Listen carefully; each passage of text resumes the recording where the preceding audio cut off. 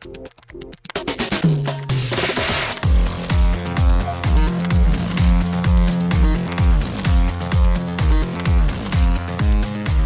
and welcome to Too Fast, Too Forever. There's all kinds of family. We chose this one. This is episode, get ready for this, episode 300, Fast 10 Third Gear. I'm Joey Lewandowski. I'm Joe too, and this episode is brought to you by Galp. Galp is the only refining company in Portugal. Their refining system benefits from coastal location and port infrastructures, both important features for crude supply and product exports. Shout out to Galp. Shout out to Galp, and welcome to Too Fast, Too Forever, another bonus Friday episode as we work our way through all the laps. And we thought, what better way to celebrate a monumental occasion like episode 300 than by bringing in the biggest Fast and Furious fan we know. You know her, you love her. It took her almost an entire lap to be like, these movies aren't bad. With us today, once again, we have Heather Antos. Hello, Heather. Hi. Oh my gosh. I'm so honored to be on episode 300. It's a monumental episode. I knew that it was coming up, but we've been doing at least 2 a week for the last couple of weeks because we've been running through, like I said, all of our guests who've done full laps with us. And I'm like, there's no way we could do another bonus, like celebratory, not the 300, like, 100 was big. I think we did 250 maybe, but like 300 just like, okay. I was like, we can't do a third episode this week, just celebrating nonsense. Like, here we are, Fast 10 Third Gear, 300, like that kind of makes sense. This is a perfect game in bowling. We're here to celebrate. 33, age of Jesus when he died. What's 33? Just the 3 twice? Yeah. Okay. Fair. But Heather, you sat next to me when we saw Fast 10. Yes. You leaned over at one point and said, you can quote me, that was cool. And then walking out, you said something I was stunned to hear. You said, that might be my favorite Fast and Furious movie. And I stand by it. I think it might be. I wanted to watch it again when we left the theater, and I would still go and see it now. I had a blast. What did you love about it? Because there's a lot of movie here. It's one that goes against what Joe and I have said for a while, that like every one of these movies could be someone's first movie, maybe. Like they do the recap in the middle, which kind of helps, but this, like, you need a lot of backstory for. So you did the homework, you joined us for the episodes, you've seen all the movies, you watched them all, you talked about them all, you went to the theater the last couple times, you saw this with us again. Yeah. What about this stuck out? What did you love about this? Why is this your favorite moments or characters or scenes, or like what was like, this is the best Fast and Furious? I think because it was both a level of self-aware and unexpected. Okay. I think I almost said episode 9. It might as well be episodes. I think 9 was a little too self-aware. It went a little too meta. But this like leaned into the fun of the soap opera dynamic, right, of these films. But then also Jason Momoa just really played against type with his character. We're so used to having like, I'm tough and mean and big and bad and strong, and like whenever a new villain comes in, right, it's kind of that like uber masculine bro type character that all these movies has kind of turned out to be. In a way, he was just painting his nails and just like doing ballet, and just you could tell that Jason Momoa was having the time of his life filming this. I know that you remember everything about all the other movies in the franchise, and you definitely 100%. call them movies and not episodes, but do any of the villains in any of the other movies compare or stack up, or anybody that you remember come close? I mean, Bilkin's not a villain. We know that you love Bilkin. Yes. I'm trying to think of like characters you love in general, but like good guy versus bad guy fights from any of these movies that in your mind compare to this, or is this clearly hands down the favorite? He is clearly hands down the favorite. I do like Cypher, like Charlize Theron, even though she's become more like, whose side is she's playing on, right? She's kind of working with our guys in the last couple of ones in a way, but like, she is more so the like battle of wits type person that I always enjoy when she gets to monologue with people. But like Jason Momoa's character for me is it's just fun. It's fun in the way that like Hobbs and Shaw was just fun for me. Or Jason Statham fighting with a baby in Fast 8, right? Like it's just bizarre and fun. And I really like when these movies, don't take themselves too seriously and allow the characters to have fun. I think you nailed it, Heather. I was saying the exact same thing. Fast 9, like, they did the like go to space thing, and that's self-aware, but I think that this one was reflective of itself in a way that didn't feel corny. Mm-hmm. You know what I mean? And I think that it benefited greatly from that. So yeah, I'm right there with you. And also, I did love Jason Momoa so much. It's hard to not love How can him. you not? Exactly. How can you not? Exactly. As an editor, as someone who deals with story, what did you think of because on the episode we just recorded that will be out on Tuesday, because this episode comes out in a week from today, next Friday. Okay. We talked about how Louis Leterrier gave an interview that said that he had so much to that he had to do that he broke this out like a season of TV rather than a movie. Okay. And he used different color Post-it notes for each character's arc and their story, and he was trying to figure out how to balance it for both this movie and then also whether we get 1 or 2 more movies in the main franchise.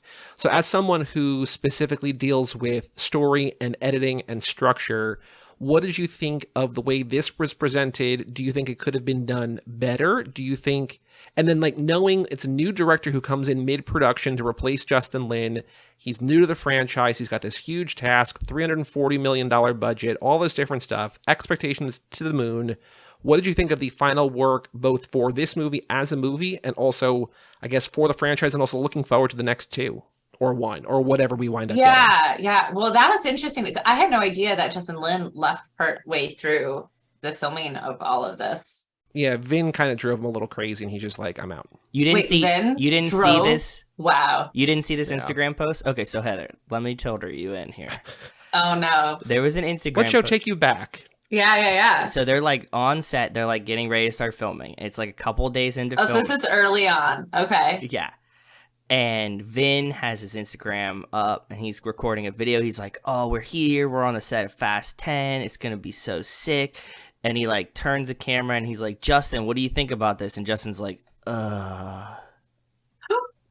he's like, it's pretty crazy. It's gonna be big. And Vin's like, but how big is it gonna be? He's just like, it's gonna be big.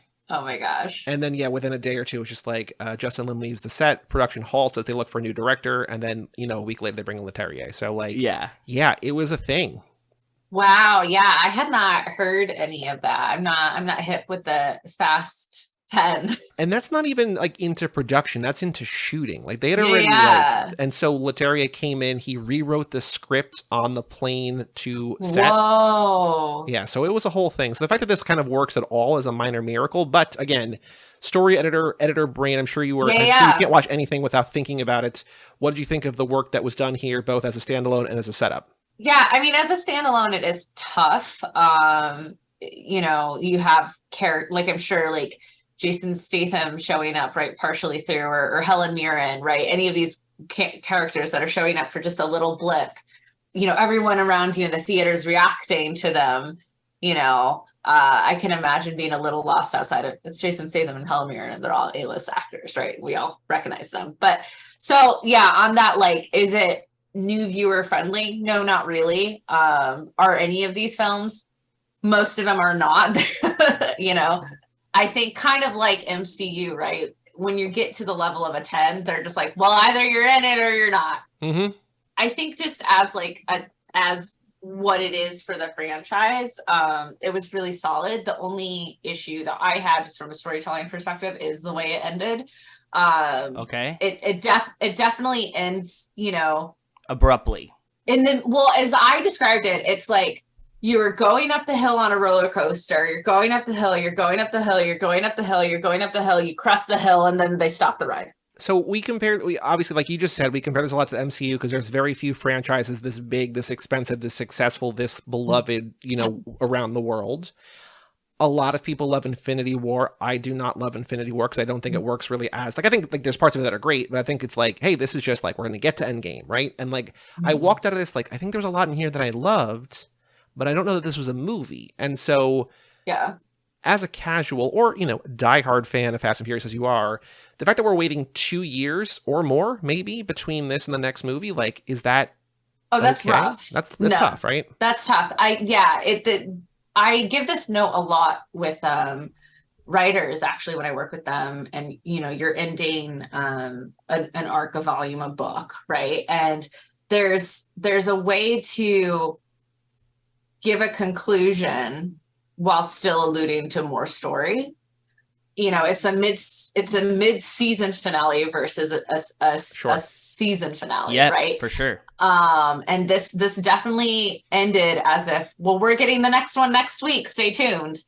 And I'm worried with how this one ended, how the next one is going to begin. Is the next one going to begin and like as if you just stopped watching 10? I don't know. I think it has to. It has, the way they set it up, it has to. Yeah, it's really frustrating because like you look at syndicated television or you look at like book series. I use Harry Potter as an example, right?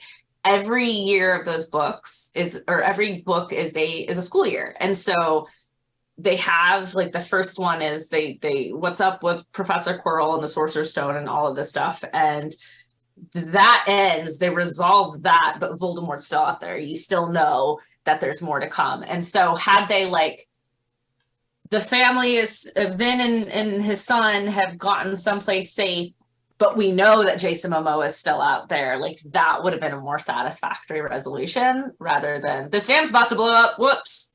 It's Heather. You know what I dream is? I dream that they come back in Fast 11. It starts out and it's already resolved and we don't see it off screen. And they're just like, whew, that might be what happens. You think? They might be like, wow, this was a very expensive CGI. Because I will say there was some CGI in that last scene that was rough. I think it's interesting, like what you were saying before about like mid-season arcs versus season arcs and finales and whatever like that, right? Like with the way that things get produced and renewed now, so many shows, even successful shows, have to make season finales feel like series finales just in case. Mm-hmm. And then a movie like this, we're just like, we're going to get another one. We definitely know we're going to get another one. Yeah. But it comes out and like it does great worldwide, but like doesn't really meet expectations in the US. It's like, ooh, maybe we're not. I mean, we are, but it's like there's the confidence of like, we got another one. Don't worry about it. We got this covered. But like, if this was the end, it would be so unsatisfying. Well, if this was the first one, right? Say this was, I always say this is your only shot. Mm-hmm. This is your only movie. And right now with the writer's strike and SAG about to strike and DGA about to strike afterwards, Universal very well could be like, well, okay, we're done. This was it. This is what you get. Right. It didn't perform to expectations, whatever. Like this shit happens all the time. How many movies have we gotten that are so clearly the first of a trilogy and then we never get another one? Not saying that's going to happen with the Fast and Furious franchise, but they could. And this could, what if this was the final movie? It is cool, like when a movie like Alita Battle Angel, which we covered for the show in the Michelle Rodriguez lap, like I think they knew that was an uphill battle, but Robert Rodriguez is like, we're still going to end this on a cliffhanger, be like, balls in your court, like let's go for it. And like it hasn't happened yet, but like it still feels satisfying. Like you think about 8, Cypher jumps out the plane. That's not satisfying, but they end at a barbecue. Everyone meet Brian. 9, Cypher still on the run, not satisfying, but Brian in his Supra, right, pulls into the parking lot or driveway and just like, cool, satisfying. Here, it's literally cliffhanger, surprise, Gal Gadot back. Run credits. Well, and speaking of, so like, I don't think Tyler had seen the one with Gal Gadot. That's 5, right? Well, she's in 4, 5, and 6. 4, 5, and 6. Yeah. So he hasn't seen those. He's seen 7, 8, 9. I do want to shout out Tyler. Thank you again to Tyler on air for giving me his pack of AMC cards. Oh yeah, definitely. There you go. Do you have your cards with you? Do you still have them in front of you? They're not in front of me. They're downstairs. Okay. But I know who I have. Who do you have? Who are the 5 you have? Roman. Cool. I got Jacob. Mm-hmm. I got. Oh, you got Cypher, yep. Mm-hmm. I got Cypher. I got Brie Larson's character. Tess, okay. Tess, yeah. And then I got Ven. Wow. So Joe and I have 4 packs between us. We don't have a Dom, so that's exciting. Really? We just bought. Well, Dom is supposedly limited. Supposedly there's only 999 of him. Yeah, my card is numbered.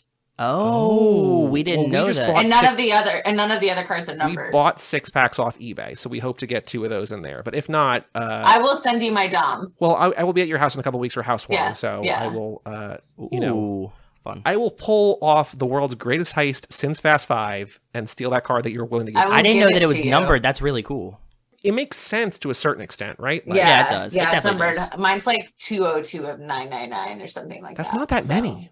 No, it's not that many. I'm very cool. They know I'm the biggest fan. They know you're a fan. They know I'm a huge fan. You mentioned her name a little bit ago. What do you think of Brie Larson as Tess? She's fine. I don't think they really gave her much to do. She was just Brie Larson in this to me. Like, you know, yeah, her fight scene was cool. I thought she held her own in that. I have no strong feelings either way because, again, I don't feel like they gave her much to do, and I don't think she has a strong personality on her own. As a character or as an actor? Both. Okay. So it doesn't sound like you're a huge fan of Brie Larson. I'm not a fan. I think she's fine. She has never impressed me in anything. Okay. I don't really think she makes interesting choices as an actress. Whereas there are some others in this that, whether or not I like the choices, they make a choice. They make and I a don't think choice, she makes choices. What did you think of, I mean, you mentioned a little bit before, but the other big addition, obviously, Jason Momoa as Dante. Favorite villain. What did you think of him compared to other Momoa roles or other, you know, whatever? It's funny. I was thinking of this because if you think about like what was his big break, right? His like big break was Game of Thrones a few years ago. He was just like this dark, silent, scary Dothraki guy, and very serious and very leaning into you're a giant of a man. To see him go from that to like, I'm painting my nails and doing pirouettes and I love opera and, you know, and a sociopath. Like, I loved the reveal of him painting the dude's nails that were like clearly tortured victims. I thought that was brilliant.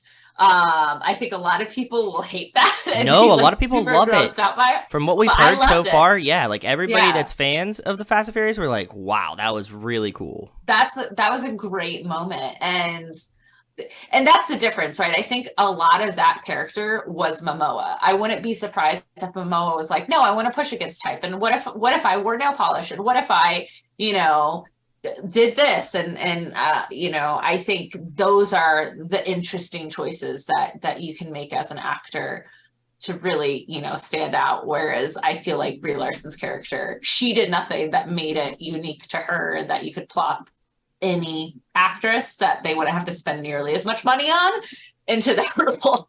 But have you seen the Disney Channel original movie from 2003 called Right on Track, where she plays the younger sister of Beverly Mitchell from Seventh Heaven, and she is a race car driver? This has been in her blood for 20 years. You've seen it? Oh my God. Oh, I've seen like every Disney Channel original movie.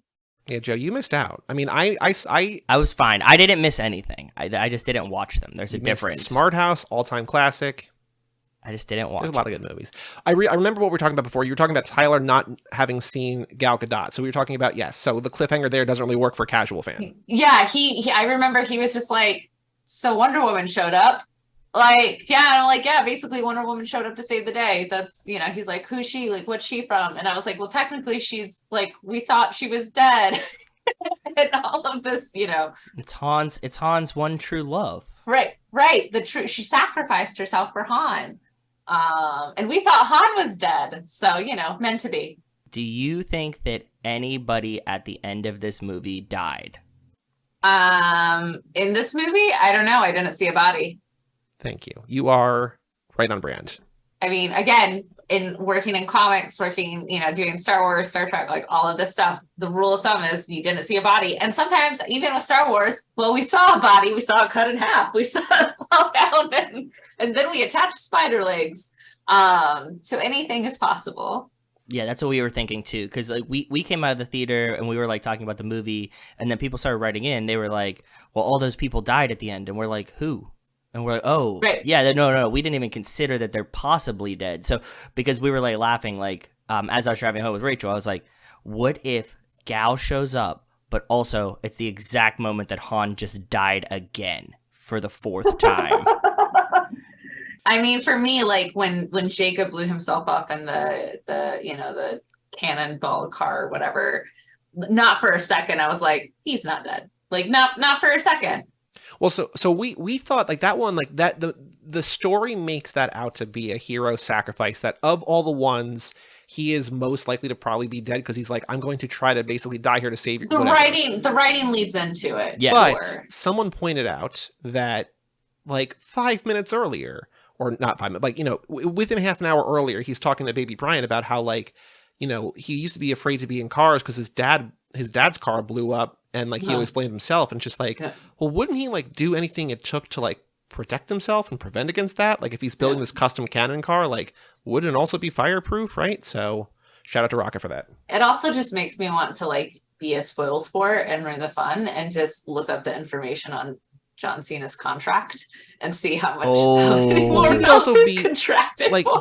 Joe was saying in the last episode that like he could still be in like flashbacks or other scenes in between. Sure. Like, yeah, you know, yeah. in Guardians 3, not really a spoiler, but like Yondu's in there, and Yondu dies in 2, right? So like, you know, Michael Rooker, buddy from this very franchise, you know, he's dead, but he's not actually gone, right? So who knows? No, totally. That's fair. But yeah, I think we didn't see a body, so I'm not going to be shocked if any or every single one of them show up. Do you have any hopes or expectations or goals or dreams for the rest of the franchise? Like, how do you want to see this shake out? Bilkins returns. Okay, triumphant. That's a good one. That's a good one. Yeah. Thank you, Joe too. Is he still working? Did we look this up recently? Oh, I feel like I did. Heather, do you know his name? The actor's name? I used to. Tom Barry. No, he hasn't There worked you since go. 2017, unfortunately. Well, I'm gonna call him up.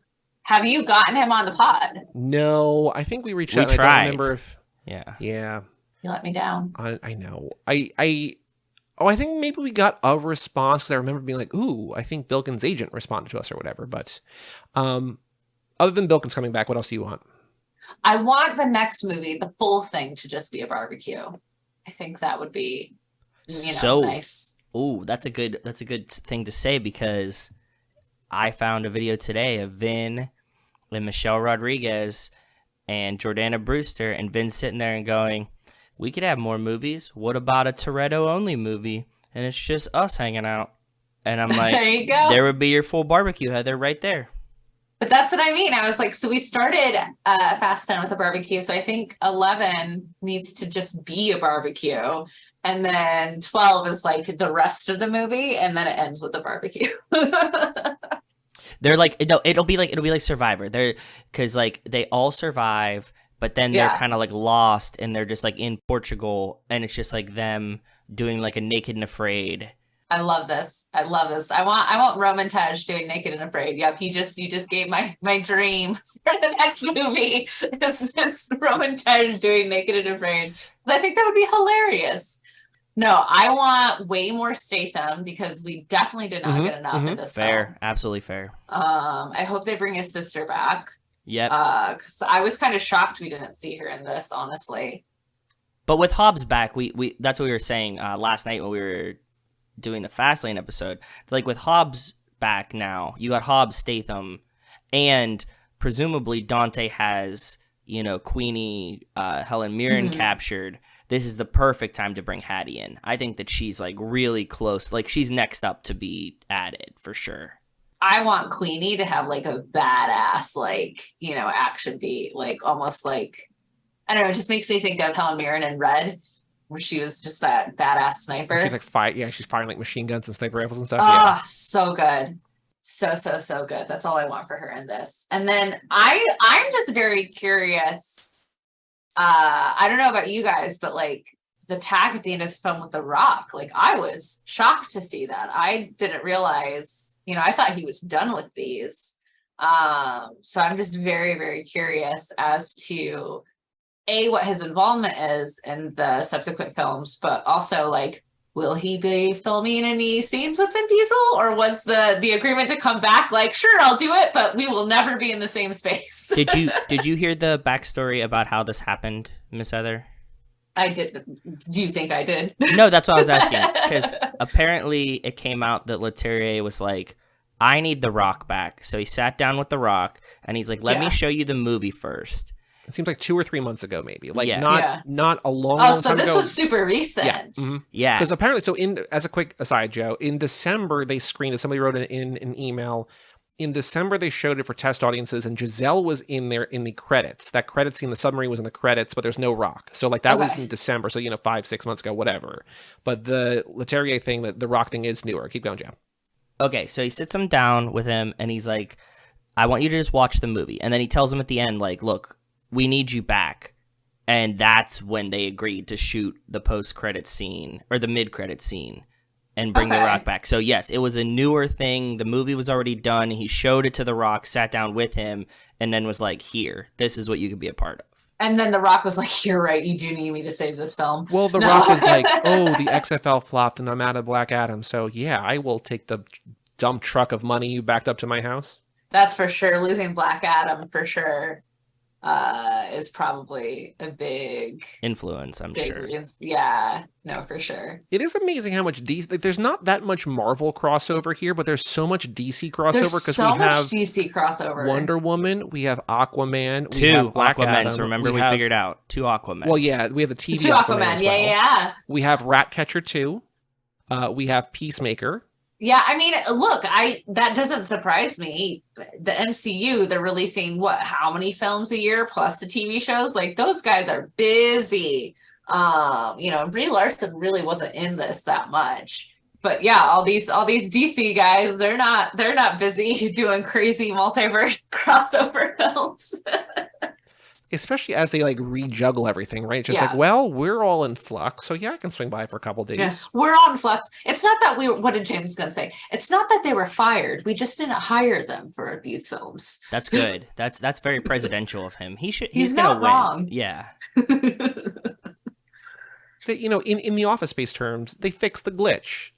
He's just not going to be receiving a paycheck anymore. Exactly. They fixed the glitch. Do you think Momoa as Dante is the big bad? Do you think it's Dante plus the agency, this mysterious shadow empire that Mr. Nobody used to run, that's now led by Ames, who's on his side? Or is there more to come? Do you think, as someone who has now seen all 11 of these movies with us, do you think you would be satisfied if the story ends, whether it's the next movie or 2 movies from now, with them having just to conquer him? Or do you think that they need something bigger, more immediate, more badass, more world-defining than what we got in this movie? I mean, no, I don't think so. I think, if they kept it to just a Dante thing and then I'm going to retire now and live at the same house so, all the criminals can still find me next time. I don't need like them to fight a Galactus or a Thanos or anything like that. I think, if it does turn out to be this weird organization that they've kind of been leaning into the last couple of films, like, I think that kind of seems to be what they're hinting at, especially with the reveal at the end that Ames has been working with Dante all along this whole time and has somehow worked his way to the top of this organization in the time since Fast 5, which I don't know how much in-universe time that is, but that doesn't seem like very long. We don't know either. To work his way all the way to the top. That seems very quick. Yeah, they've sort of explained time in like 3 or 4 different ways that all directly conflict with each other. Great. That makes a lot of sense. Also, Heather, there was a rumor, or we heard from somebody that wrote in that in one of the test screenings that Dante and Ames were brothers. And half brothers, half brothers that wasn't in the movie. Well, that's some bad storytelling for the movie then. Sure, do it. I don't, whatever. I don't really like this organization. I think it's almost a little too like sci-fi lean. It's a little weird and feels like out of universe whenever they go into that room and have the black faces, and it always just feels like I'm in a different movie. I don't know. I think if they just blew up the dam and did other cool car fights and whatever, I think it would be fun and fine. And yeah. You were talking about the car fights and stuff. What was your favorite set piece in this? What was your favorite fun time car fight explosion? Real quick, I'll go back to, I hope that they, in the final movie, whether it's the next one or they do too, they go back to stealing some DVD players. Just like a good old, just bring it back home and have like a nice little. Now that you said that, I really want them to go back and steal like antique DVD players, like the world's first Right. DVD player. Like Right. this is a very rare one-off. Or they DVD have player. to play a DVD, right? They have to play a DVD, And they're they like, don't "We can have a use this." DVD player. I know, yeah. Oh, I This do is- like that. Yeah, This like is all I want. that makes sense. That would be pretty cool. Like, yeah, there's a special message that Mr. Nobody left them only on DVD, but they have no way to play it because nothing has disk drives anymore. Yeah.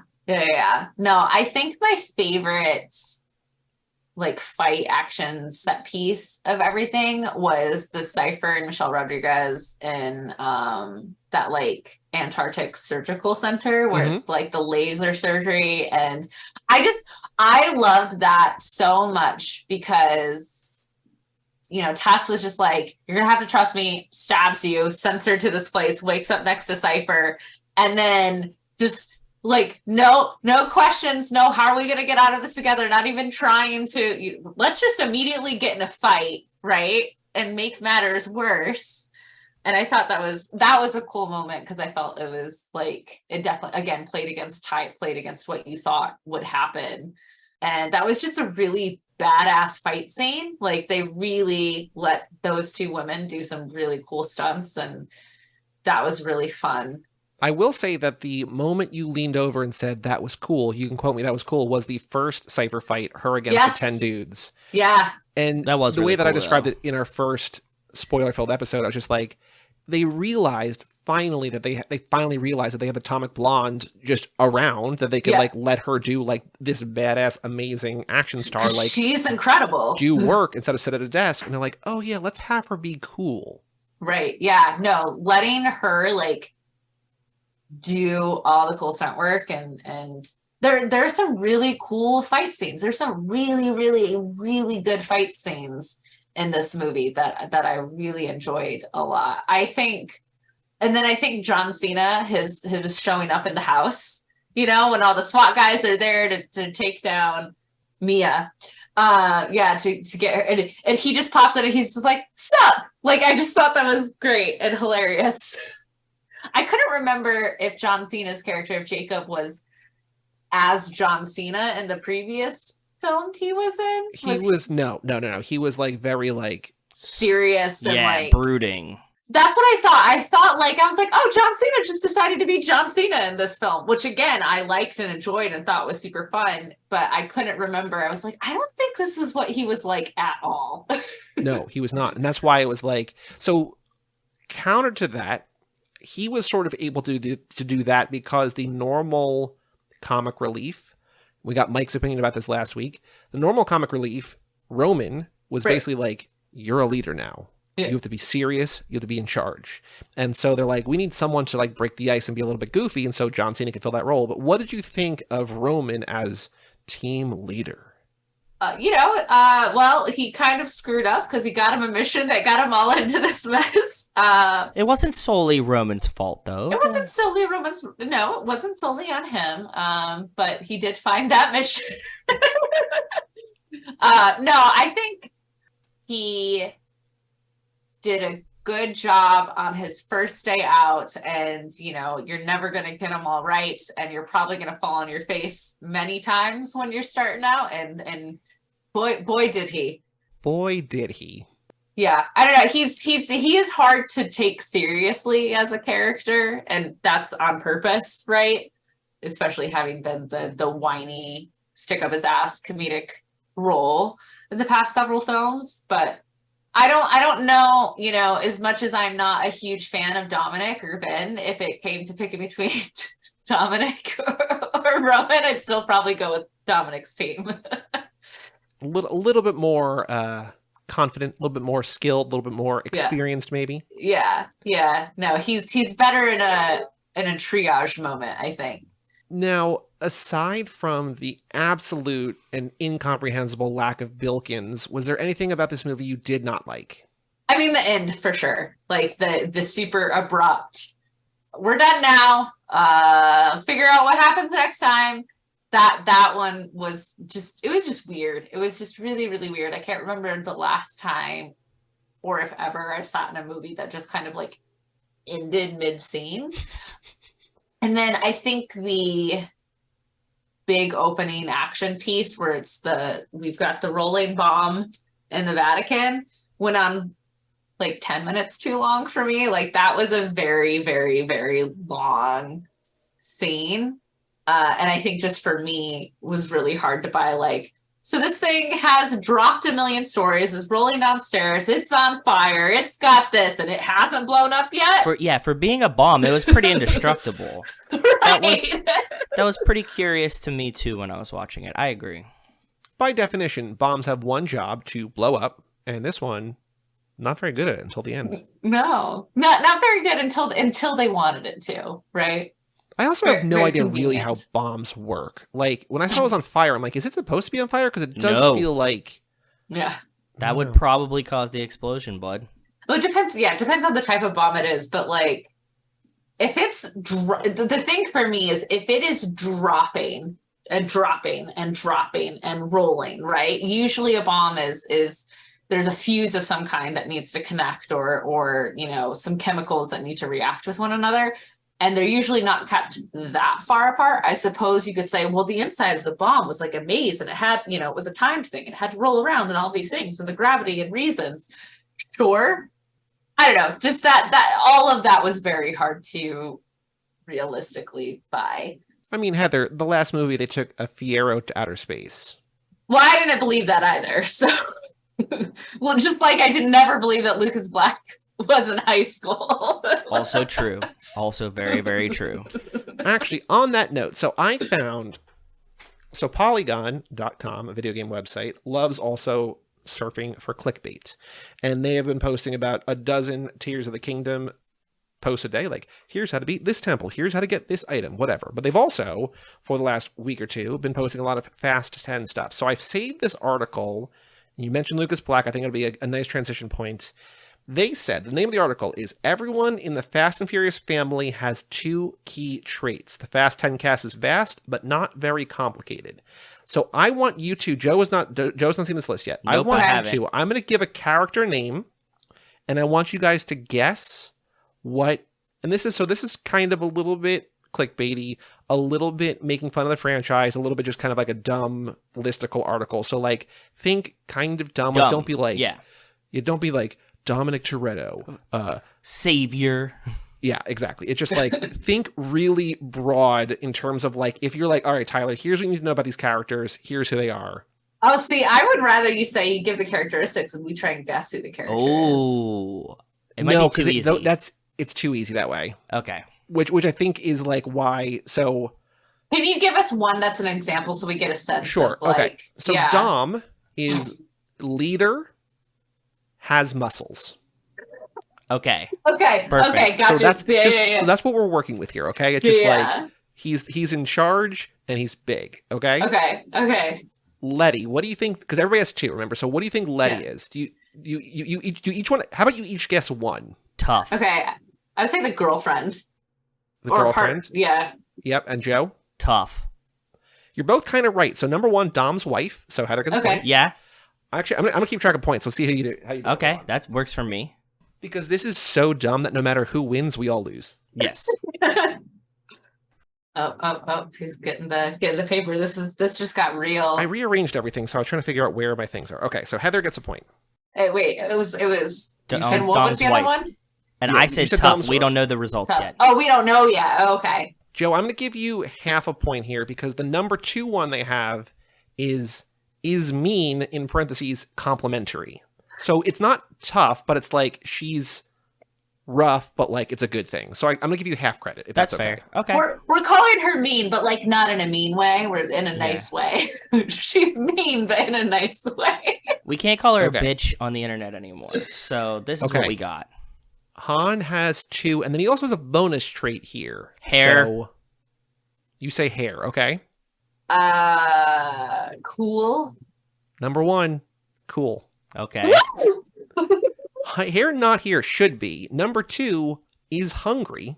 Oh, that's pretty God, obvious. I was gonna say always eating. And then number 3, the bonus trait, died, got better. So basically came back from the dead. Remember, Okay, resurrected, yeah. yes. Died and got better. No, got better. As I in like died dying and got is like better, an yeah. Illness. Yeah. All right. Roman Pierce. Heather, you go first. Roman? Yeah. Money? You say money, okay. Uh-oh, Joey. The way Joey said that makes me think I finally got one wrong. I say funny. Number Funny one, money. makes jokes. Yes. Ah! Joe gets a point. Number two, also hungry. Also hungry. Okay. Okay. All right, Tej. Joe, you go first. Computers. Okay. Heather? I was going to say techie. Joe already got there. We're alternating your guesses, so you can't do techie.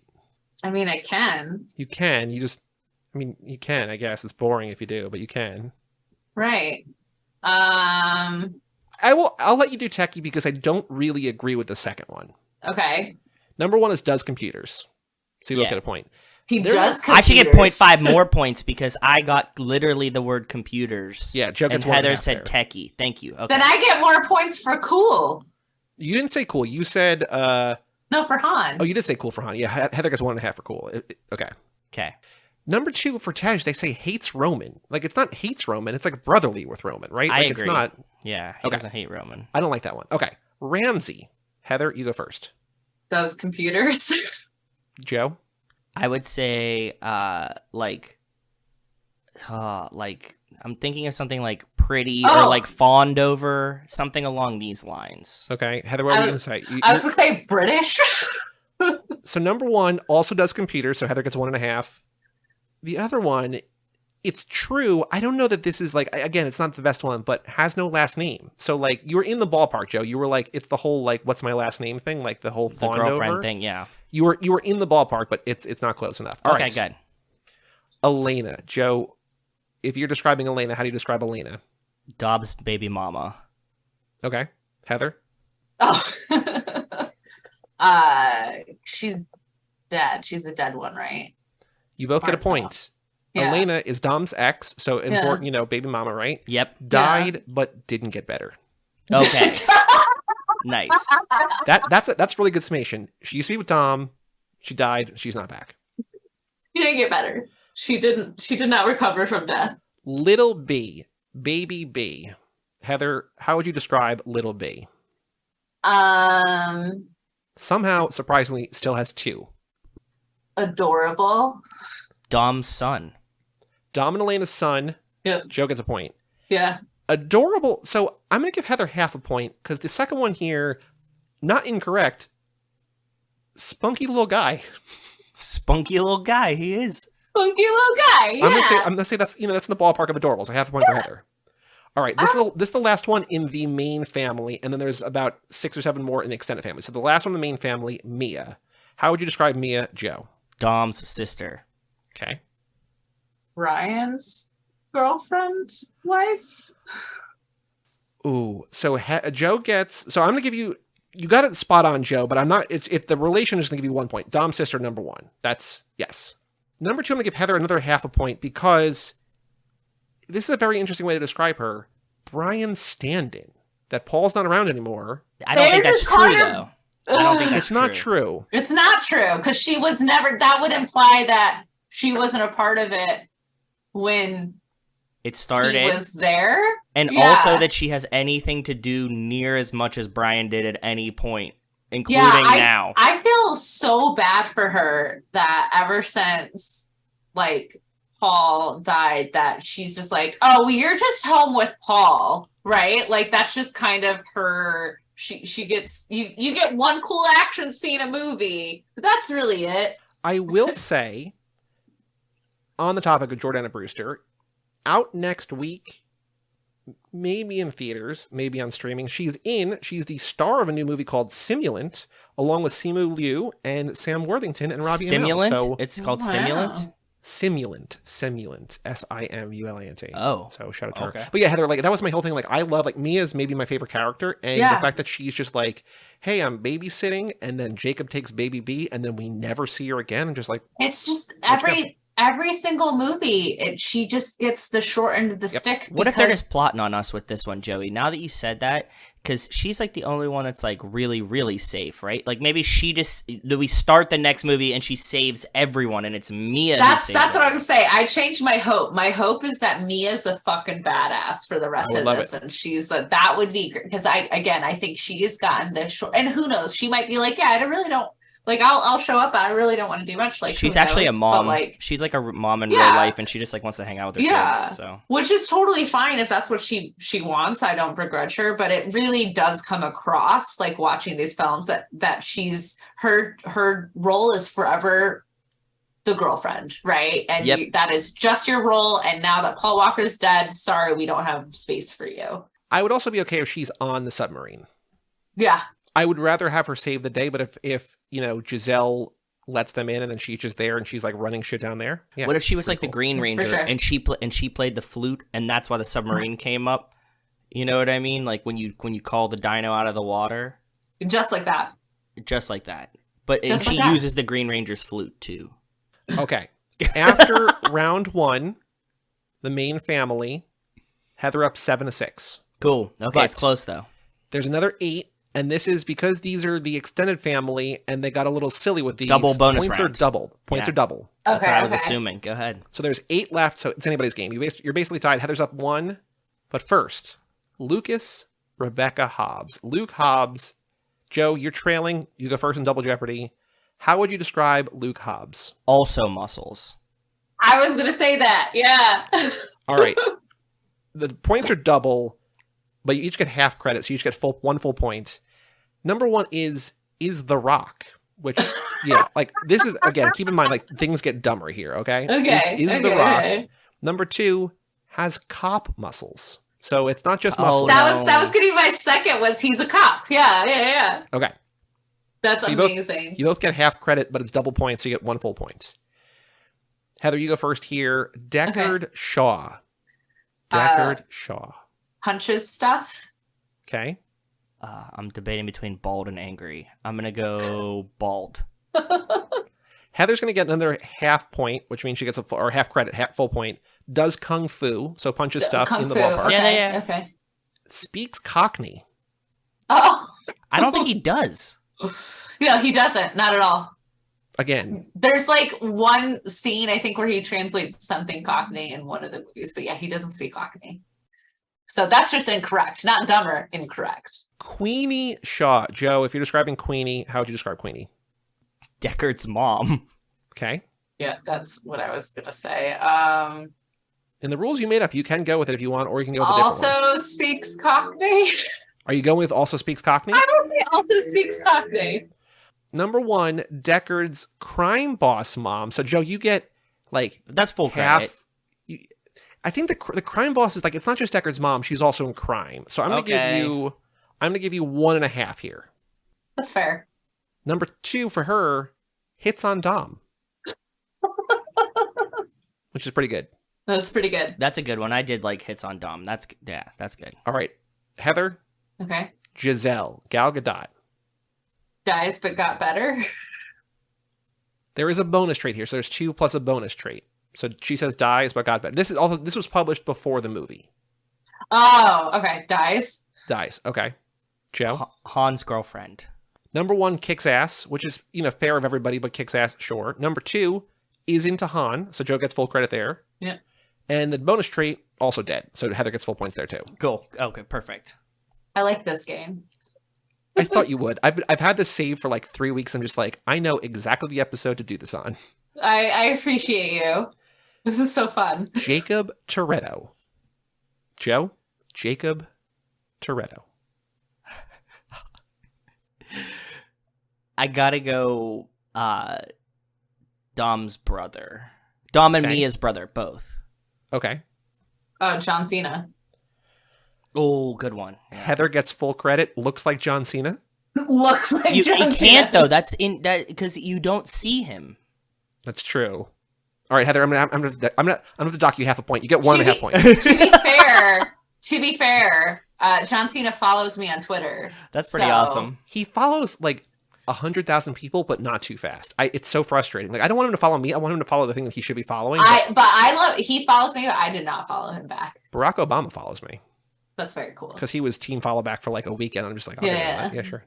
But that was number 2. Number 1, Joe, you get 1.5 again because you didn't have the keyword Dom's secret brother. Oh, okay. Ooh. Okay. It's like Dom has a brother. It's like, yeah, but we know about him until the 10th movie. All right. Mr. Nobody. 3 left. Mr. Nobody. Heather, how would you describe Kurt Russell as Mr. Nobody?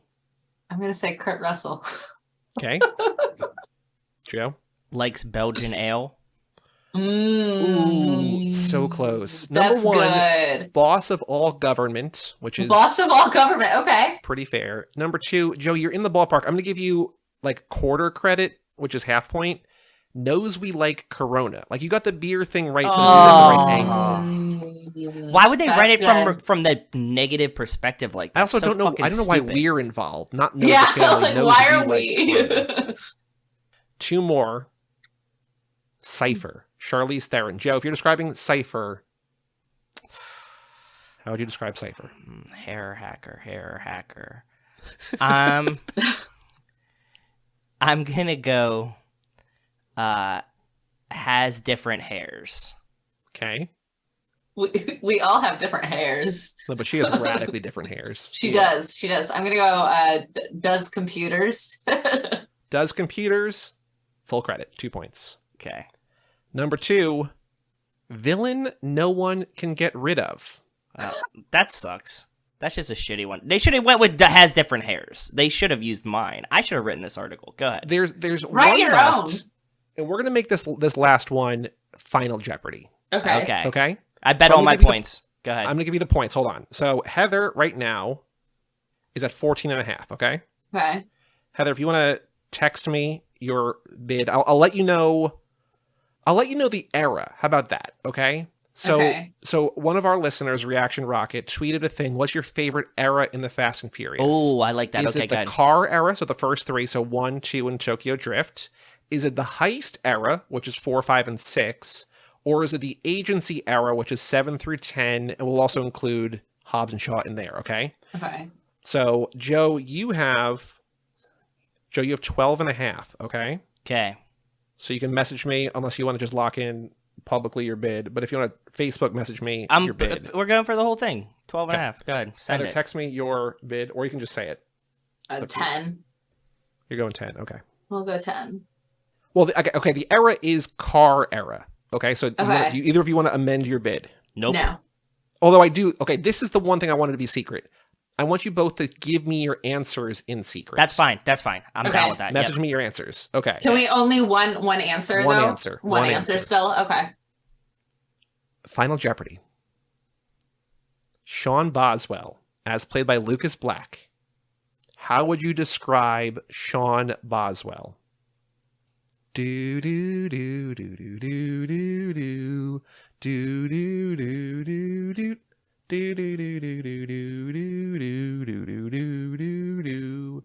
Boop boop boop boop boom boom. I'm already in. I'm locked in. I was debating against like 3 different things. Okay. I probably got it wrong.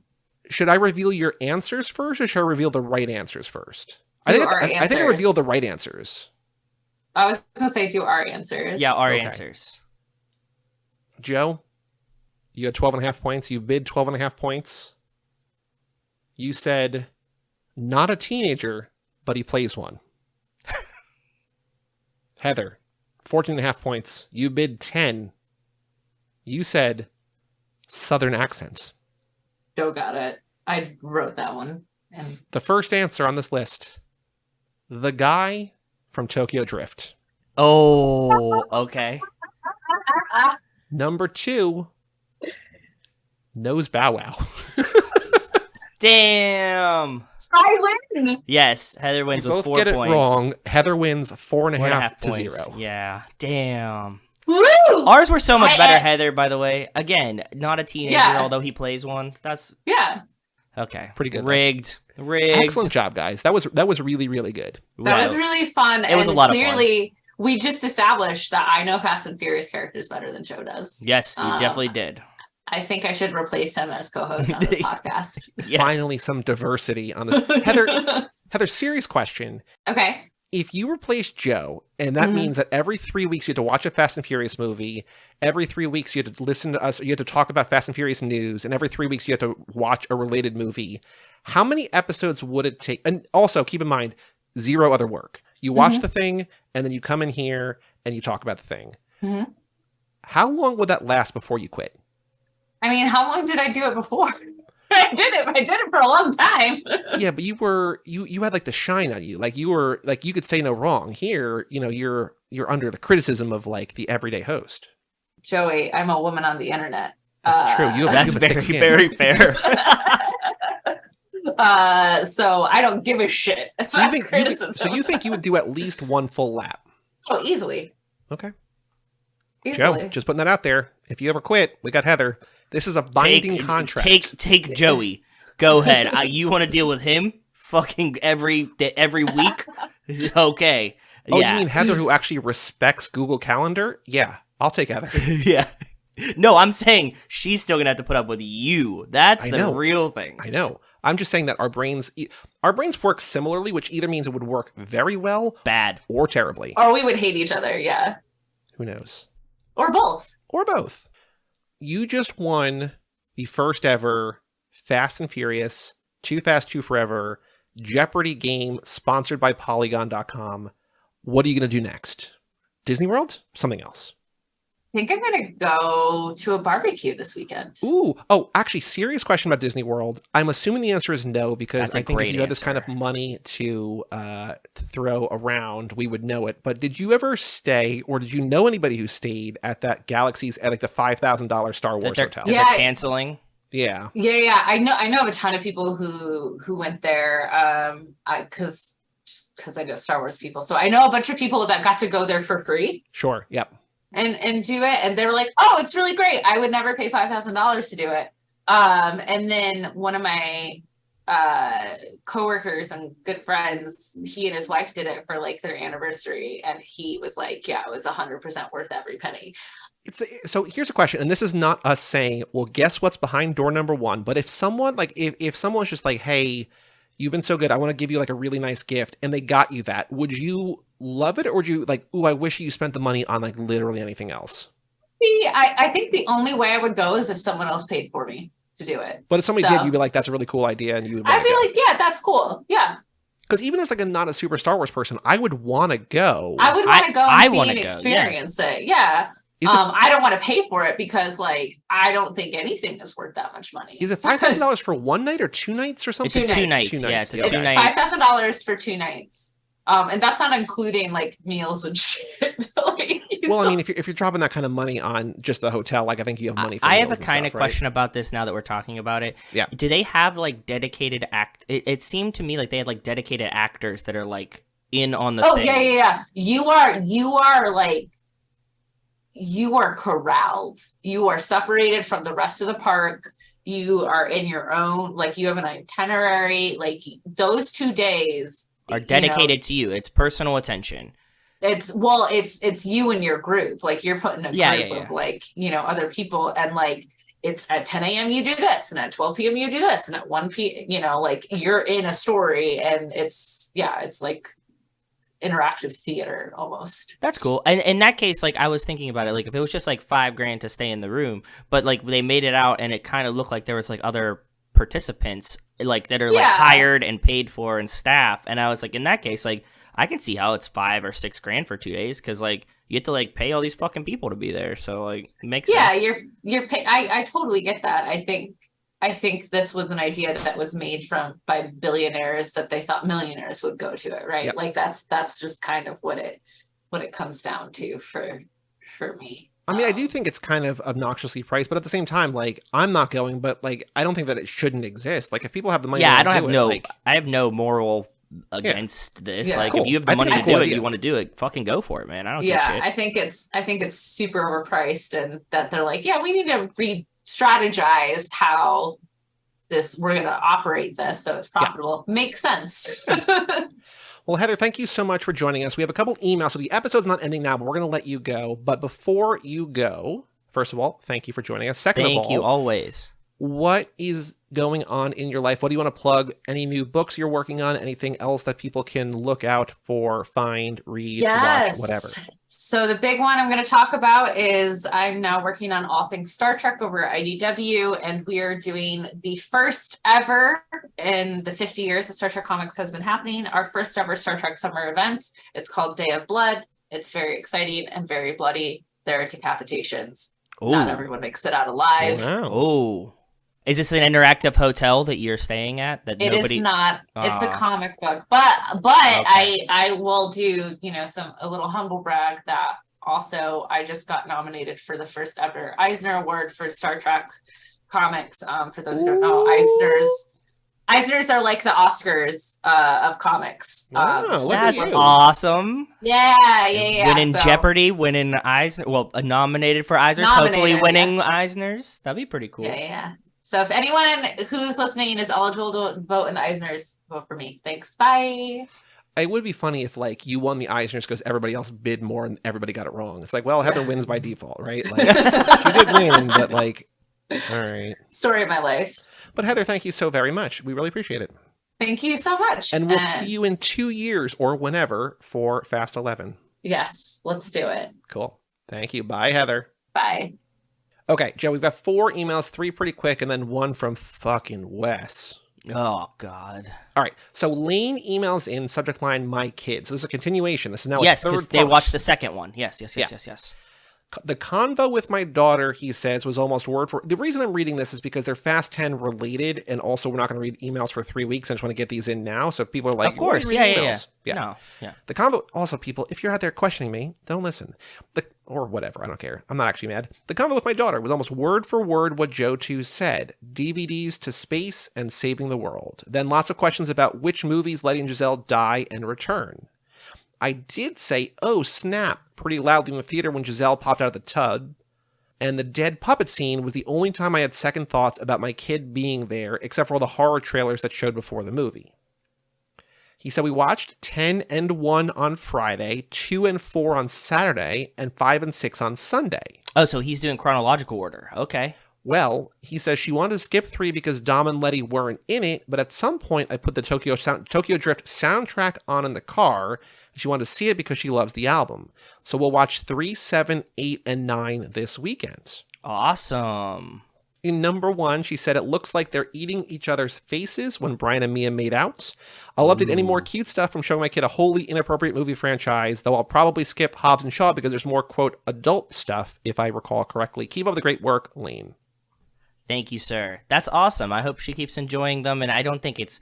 I mean, we talk about this a lot. Like, these movies are, like, sexy, but not sexual, so I don't think it's that bad. If she's gonna see some butts, okay. What big deal. I think there's a lot of, like, talking about sleeping with sisters and stuff. Like, it is, like, it's more... It's not, like, erotic. It's just, like, suggestive in a way that, like... There's no, like, boobs or anything. That's what I'm saying. There's no, like, It is- boobs. It is funny, though, that, like, everybody's just like, I'm not ranking Hobbs and Shaw because it's not Fast and Furious. It's just like, I'm not including Hobbs and Shaw because boobs. Is there boobs in Hobbs and Shaw? No, there's not boobs in Hobbs and Shaw. Okay. Yeah, I was like, I would have remembered that. Lane emails an email called Spinoff. He said, you mentioned missing star power in the Han, Tej, Ramsey, and Roman spinoff. You forgot Giselle. So I guess it would be, but I think, I don't remember how we were framing it, but yeah, like in theory, like if they do spin off Han, Giselle would be in there and Gal Gadot is a draw. So it would add some star power. But it doesn't have the same gravity as... I think that, like, I love Gal, and I know she's a huge star, but that's not Statham. You know what I mean? Like something, The Rock. Yeah. Like, I still don't put her there. As terrible as it sounds, women don't really sell, like very few men sell movies, right? Like, and I don't know, Zero like, women sell movies. Charlize is like the biggest, and even that, like Atomic Blonde wasn't like a huge success, right? It's tough. Like, We want it to happen. We want to believe, but I agree with you, Joey. I think that it'll be like, oh, you know, like trying to sell anybody to yeehaws is kind of hard sometimes. Tom Price emails in fast 10. So Tom hasn't emailed in a while, but he says, "Good afternoon, gentlemen. I What's up, wanted to Tom? reach out and provide my take on the amazing bit of cinema we all just witnessed. It seems like my thoughts echo pretty much everyone who's already written in as of the time of the writing. As a longtime Momoa fan, all the way back to his days on Stargate Atlantis, it was great to see him on the big screen again in what is probably the best villain the franchise has seen for a long time. Not gonna Agreed. lie, F9 was okay, but it left me disappointed and wanting or hoping for more with 10, which delivered on all fronts, easily putting in the top 5 for me, so much so, I might go see for a second viewing. Until next time, Tom." Well, thank you for writing in, Tom. And I'm glad that you listened. That's cool, too. I appreciate you, brother. And happy that you enjoyed the movie. Yeah, exactly. Then the longer email, fast 10-second gear, what up, fam? What up, Wes? Listening to Mike on the last episode was pretty great, and it was Mike, definitely not Brian. Was Definitely Mike. not. It was definitely not Brian using a voice modulator at all. I've never heard him so excited about anything in all the times you've had him on the show. It was like he had so much he wanted to talk about, he couldn't keep his thoughts straight. It's nice to see him so invested. Yeah. Well, I mean, we get Mike pretty hyper. Yeah. Like in person. We can get him going. It's like he can really just be himself on this show. Yeah. Yeah. You know, he's just so excited and just loves everything about the movie, and he can really be himself. A few years ago, we watched the F&F movies with Mrs. Wes's little sister. When she saw Vin in 1, she said, "Hey, he's the guy from that babysitting movie." When she saw Oh The my Rock in God. 5, she said, "Hey, he was in a babysitting movie too." Now we've seen Statham do his version of a babysitting movie in 8, and when we were watching John Cena with Baby B in 10, Mrs. West leaned over and said, "It's another muscle guy babysitting movie." It pretty much is. And Brian's constantly babysitting, too. That is actually a good point, because we've had a couple times, we brought it up and then someone asked, has John Cena done a kid's movie? And like, it's This is kinda kind of movie. it. Yeah. If you would have cut out all the other Fast and Furious parts, they could have made like a Road Bros Cena man. Baby B movie, and it could have just been its own fucking thing. Yeah, It's the one that's the most fun story of the 4, right? Like it's I think so by far. Yeah, the idea that since Jacob's dad died in a car crash, he would probably death-proof his car isn't a bad theory, but it wasn't a conversation you had with me. Yeah, it's Rocket. I think he's gone for real. Someone dying suddenly and tragically in an accident or in a fight isn't the same as a sacrifice. I think sacrifices stay dead unless it's Dom literally collapsing a building onto himself until the final movie, anyway. But I mean, he didn't say like I'm going to die. He just said I'm gonna help you. I'm gonna give you the runway or whatever, right? Like it's just like I can do that because I know that I'm not gonna die. Very true. So, yes. I don't know, but I would agree. Like if he chooses to die, respect it. The character, not the actor, because John Cena's probably like Also respect all that. his If you movies. choose to die, respect it either way. Also true. Dark. I've been thinking a lot about the Han and Giselle are both alive but neither know it situation. I think it might have worked out like this. We know Mr. Nobody worked with Giselle before she met the family. Then maybe in 6, they hit his radar because they were hunting down Owen, who was working for Cypher.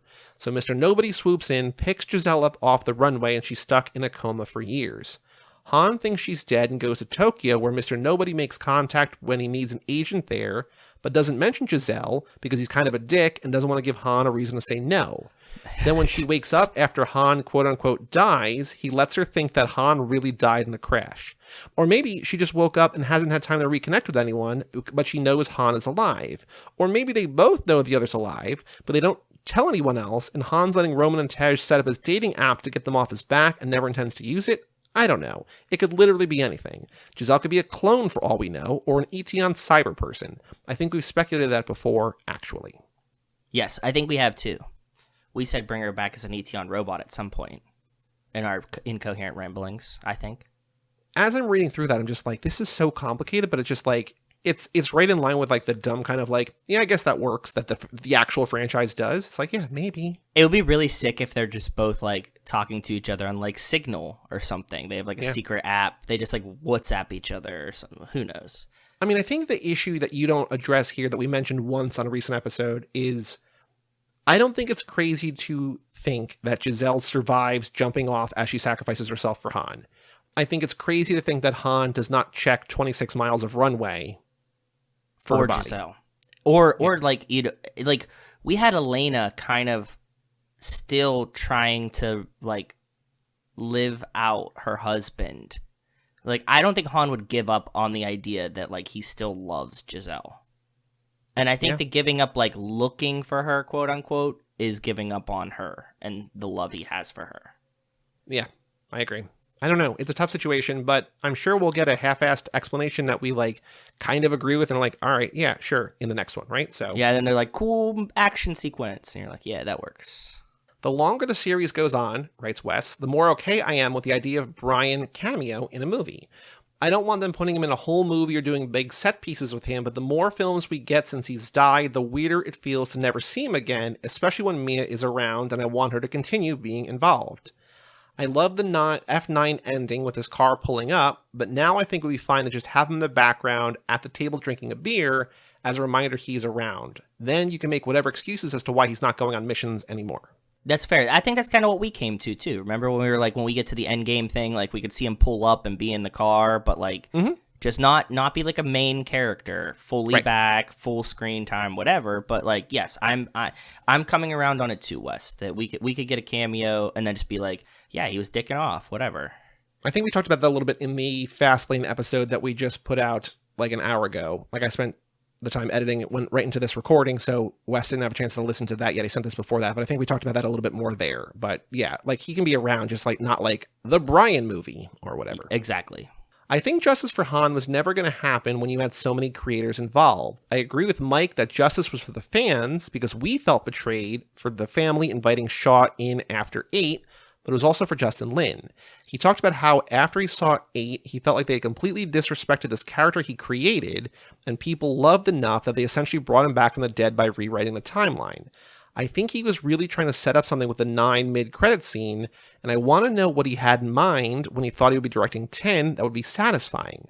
But once he left, I don't think anyone on set really understood what might have made him feel better, so instead they just thought, well, if Shaw kind of saved him during a fight, that should be good enough, and they moved on. I think if I ever get a chance to talk to Justin Lin, that's what I would ask him. What would Justice for Han have looked like to you? That's a really good point. I agree, Wes. And Justin Lin, I know you're listening still, even though you're not working on these movies anymore, but you have listened to us in the past. Write in, family@cageclub.me. Tell us what you actually want to do to get Justice for Han. Thanks. Thanks so much. Oh yeah, family@cageclub.me. Email in. Not just exactly you, but anybody. Specifically final you, though. point. Specifically Yes. you. Specifically Use you. use a pseudonym though. Be like Lustus Jin. Yeah, like the pseudonym you use online, like Reaction Rocket. Yeah. yeah. It's just Justin Lin. That's my new favorite theory, is that Reaction Rocket is one of the stars of the movie. He's Tyrese's burner account. No, it would be way more chaotic than that. Like Justin Lin's new, but we've joked about him being Vin, but just someone involved, right? Just like, feeding us, not insider information, but just like, well, what if this? It's like, how do you know? Just feelers, yeah. Garrett mentioned in the email the Neil Moritz quote about how fun wins over logic. That put me in the mind of the D&D rule of cool, which is something all D&D players are familiar with.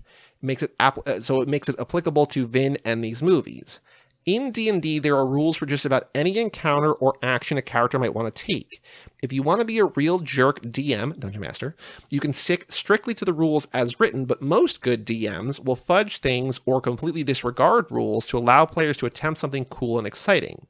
D&D is not unlike making a movie in the sense that it's a collaborative storytelling activity, and when rules or physics come up against something cool and fun, they should always win, otherwise you're in for a boring-ass game. Yep. I think we all understand this inherently. It just wasn't until Garrett was talking about it that I thought of how it comes up in D&D constantly. That's all for today. Until next time, stay furious, Wes. That was a good email, Wes. Thank you for writing in, bud. And it wasn't that long. No, I just tease him. But I like long emails. Please send Same. long emails. family@cageclub.me. But yeah, I think there's a certain point where, like, we don't need logic or physics or things to be actually explained. If you just make good movies, fun movies, respect the characters, give us something to enjoy, that's all we want. The fans of this franchise are not looking for logic. I'm not. No. I don't need explanation, like a lot of explanation for things. Character decisions and stuff like that, I would prefer explanations for those. But if you're like, we're just going to roll this bomb around and it never exploded and dropped down a million things and was on fire, and then it explodes whenever we want it to. I'm like, yeah, okay, cool, whatever, fine. That's probably how bombs work. Sure, on to the next thing. Yeah. Well, thank you once again to Heather, who has been, she actually stuck around. She's been so silent here the entire time, but no, just kidding. But thank you to Heather once again. Our next episode is next Tuesday. We are doing The Fast and the Furious. Very exciting. Kicking off lap 13. Next Friday, we got another bonus episode, Fast 10, with Nico and Kevo. So we need to remember to play Where Dante at string next lap. Oh, that could be our question. Okay. You know what I mean? We did that a little bit. We tried that here. I have it written down. Where's Dante? Okay, yeah, that's what I mean. But I was saying we have to remember to do it because we don't need the most Dom moment anymore. No, get rid of that guy. Although, what is the most Dom moment in Fast 10? Let me think. We also I think we wanted to ask. I know it. Like the most Brian moments, but we forgot that. Yeah, what's the most Dom moment? The most Dom moment is Jacob sacrificing himself to save Dom and baby Brian. It's a really good one. That's definitely the most Toretto moment too. Yeah, I think that kind of applies. Like, if when you say the most Dom moment, it's like, what's the most Toretto moment? For sure. I'm trying to think of another one now because that's a really, really good one. Saving Elena's sister by Dom is a pretty good one. Choosing to save Elena's sister because she's tangentially related. I think what's interesting about Fast 10 is that once again, it kind of upends what the most Dom moment is because it feels like he's almost got analysis paralysis in this movie where like Dante's like, you can't save everyone. And he's like, but I'm still going to try. Right? Like, yeah. Once he said that, one of my coworkers always describes when rappers have that like one flow as lyrical, spiritual miracle. And he just calls like anybody that does the like, I just rhyme every word together trying to be Eminem, lyrical, spiritual miracle. So analysis paralysis made me think of that. But thank you all for listening. Again, come back on Tuesday as we kick off lap 13, which is the planes, trains, but no automobiles lap. We're going to have a question about that too. We got to think about that between now and then. We said we'd pick out like our favorite non-automobile well, I don't know. Well, let me think. Are there non-automobiles in the first movie? We'll think about it. We'll have that. We have time. We got nothing but time. We got like 4 days, 5 days, whatever. There's a dirt bikes in the first one. Remember? Oh, there are. Lance's bike. Yeah. Man, I'm so excited to see Lance again. Yeah, this is a beautiful machine. For all things Too Fast, Too Forever, go to cageclub.me, facebook.com/TooFast2Forever, or at TooFast2Forever on Twitter, Instagram, and YouTube. Email us, family@cageclub.me. Check out our Patreon page at TooFast2Forever.com and our store at cageclub.me/shop. Oh, Hall of Fame voting now open. Go to cageclub.me/vote. We get a couple of votes every day, which is nice. 1 or 2 every day, which is very cool. So keep doing cool. That. Yeah, there are definitely way more people who listen than vote. So if you're out there and you're like, I shouldn't vote. Yeah, you should. Go vote. cageclub.me/vote. Vote for up to 10 things. Get them in the Hall of Fame. Please and thank you. Check out our Patreon page at TooFast2Forever.com and our store, cageclub.me/shop. I might have just said that. And come back next time for The Fast and the Furious as we kick off lap 13. I'm Joey Lewandowski. I'm Joe too. And we will tell you all about it when we see you again.